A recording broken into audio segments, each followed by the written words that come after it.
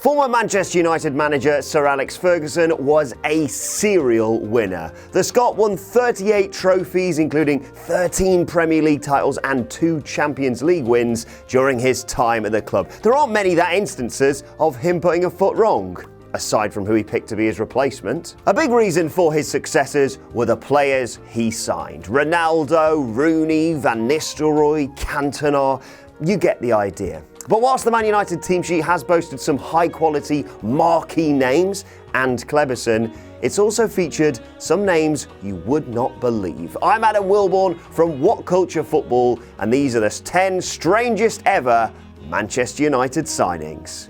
Number 10, Massimo Taibbi. Who could fill the gloves of the legendary Peter Schmeichel?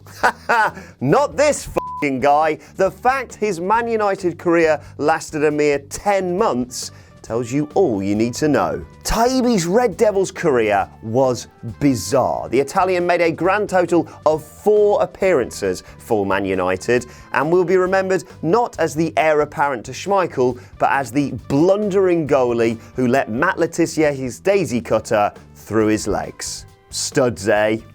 Number 9, Erik Djemba.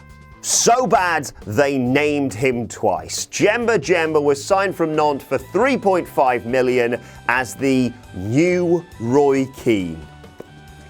No. Just no. Number 8, Marouane Fellaini. Fellaini's move to Manchester United is one that will leave most mathematicians scratching their heads in bewilderment. The Red Devils made a joint bid of 28 million for Leighton Baines and Marouane Fellaini in the summer of 2013, but they were knocked back in their advances, instead signing just Fellaini for £27.5 million, meaning they value Baines at... yeah, it really doesn't add up, and Fellaini definitely isn't worth that much, even in the era of silly money. Ed Woodward really did have a shit with his trousers on that summer, didn't he? Number 7, David Bellion. Given the immense time, effort and absolute hassle that went into signing Bellion in 2003, you'd have thought Sir Alex had re-signed David Beckham. After scoring a massive 1 goal for Sunderland, United made a move for the Frenchman. Tapping up claims were soon thrown around because Bellion had left the Black Cats on a Bosman. In the end, an out-of-court settlement was struck between the two sides, but United needn't have bothered. Bellion scored 4 goals in 24 appearances and was farmed out on loan to the likes of West Ham and Nice. Waste of my bloody time. Number 6, Karol Poborski. Poborski might have made it at Man United if there'd been no such thing as David Beckham. Be honest, we've all tried a Poborski lob just like his goal at Euro 96, with varying results, shall we say. Unfortunately, it would be another chip that would be Poborski's undoing. David Beckham's halfway line goal against Wimbledon, barely a month after Poborski had signed for United, meant that he didn't really get a look in at Old Trafford. Still, that hair though. Oof. Number 5, William Prunier.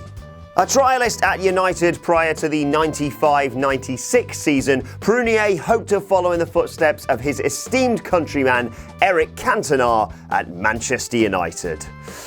Not quite, mate. Now, he did get an assist in his debut for his new side, but after United lost 4-1 to Spurs, Prunier was made a scapegoat and never played for United again. His second appearance for the club was also his last. Did anyone keep the receipt?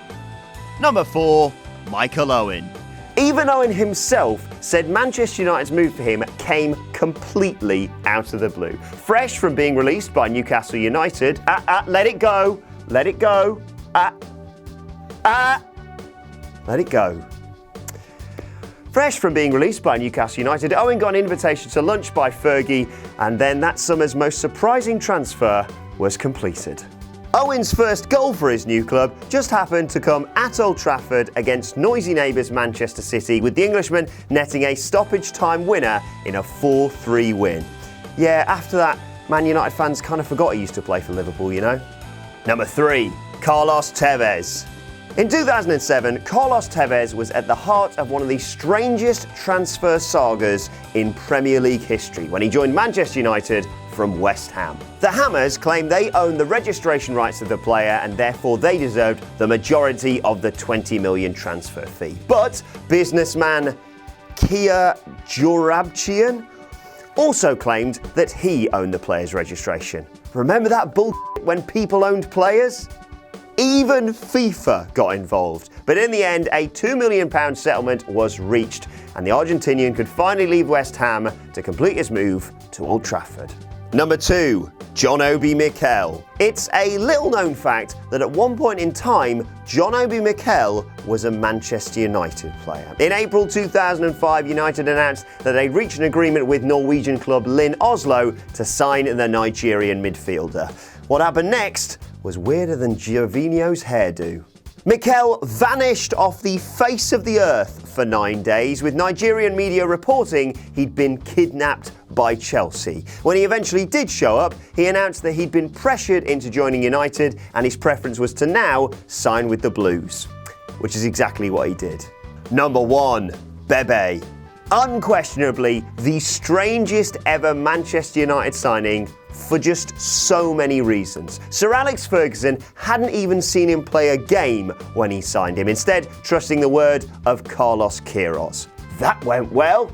It was also claimed Bebe had been homeless prior to his move to Manchester United, and to top it all off, it came out that instead of signing Bebe, they could have got James Rodriguez, star of the 2014 World Cup. What the fuck? Hi guys, thanks for watching the video. You got all the way to the end, well done. You can subscribe, of course, down here, watch more videos like that over here, or check out some of our other channels over there. Or you can click up here and just search for some weird stuff. We all do it, I know I do.